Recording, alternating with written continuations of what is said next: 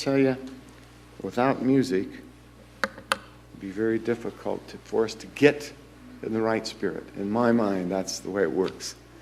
And we can feel God's Spirit here today because of that music.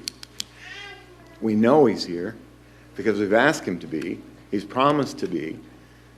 But it makes a difference when you can almost touch it, doesn't it? Got a couple of things to talk to you about this morning. I want you to read the bulletin because there's a lot of information in there that you need not to miss with regards to things that are happening during the week. I announced this in Sabbath school, and I kind of apologized to Jerry right at this point because I was just a little abrupt. I got word as I was leaving, as I was walking out the door, I got a phone call about Jim Boyett. And I think most of you know this, but for those of you who don't, Jim passed away this morning. He had not been feeling good the last few days, so he had his oldest daughter come and stay with him. And they got up this morning, and I don't know exactly many details except that they were up and he fell over, and that was it.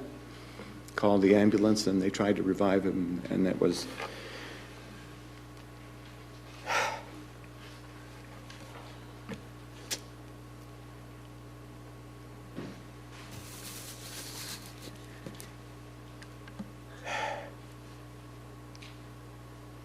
And my wife's words of wisdom was, I thought he was going to live forever. And then she said, none of us are going to get out of this, are we? I said, not in the short run, not in the short term. But I have no idea even what the cause was. I'm sure it was something like a stroke or a heart attack. He had some heart issues, but nothing major. And but he had many, many years of life. And he spent many of those years in this church and leading this church and carrying this church through. When I first was involved in the church about, must have been like 120 years ago, I think, Jim and his family were the church. They were the church. They were the Pathfinder leaders. They were the class teachers. They were the music. They were the church. And if it hadn't been for them, there was a long span of time that Kingman would not have had a church if it would not have been for them. And he will be missed. He will be missed. But as is our privilege as Seventh-day Adventists to know, we can see him again. We will be able to see him again. So we look forward to that day. To keep up with my promise regarding news on the pastor, we have new news on the pastor. I was at the conference office on Wednesday.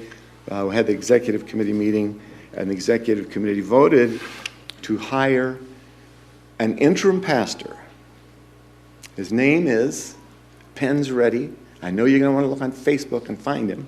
I found him, and he's older than I thought he would be.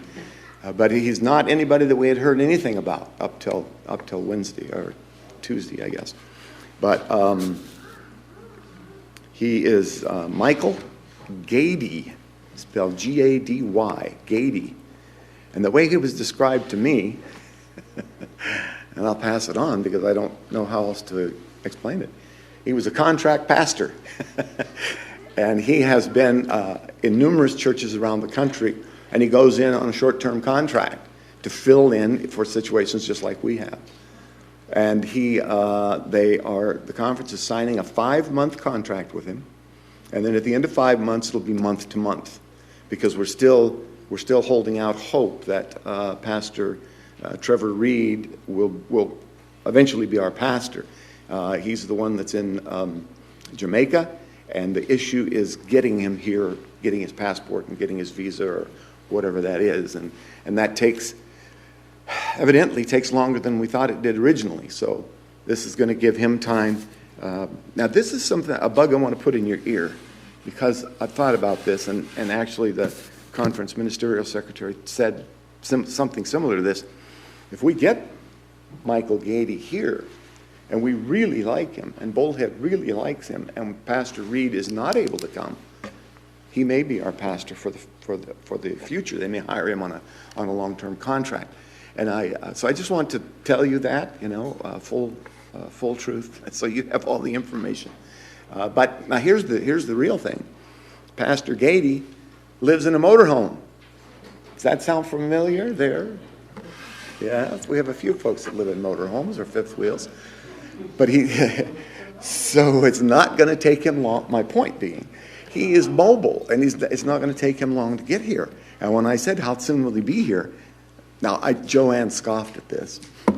She's not in here right now, so I can say that. She scoffed at it, but I don't blame her. She said, don't tell me that, because of all the issues we've had with timing. They said he may be here by the 1st of November, which means he may be in this pulpit next week. Okay, that's good, and that's the news I have. So, continue to pray. We still need to pray that God will work things out so that we have the pastor he wants us to have, whether it's the one we get next week or whether it's the one we get in 6 months. That's the one we want. It's the one that God chooses. I think one other thing I want to mention is that if you note in the bulletin, Stephanie Don is with us today. Amen? We always enjoy having you here, Stephanie. Her stepdad, who accompanies her on the piano, Danny Thornton, is here, and she brought her own cheerleader. And I don't see, there she is right back there. Grandma came with her. Grandma said, she's been listening to Stephanie sing all her life. So we're glad that you're all three here. And the rest of our guests today, visitors, we want to welcome you and thank you for stopping by. We do have a fellowship luncheon immediately after the program. All of you, please stay by. Out the double doors to the left and then to the left, and it's right over here in this room. And so please stick by. We're really glad you're here. Thank you for your time.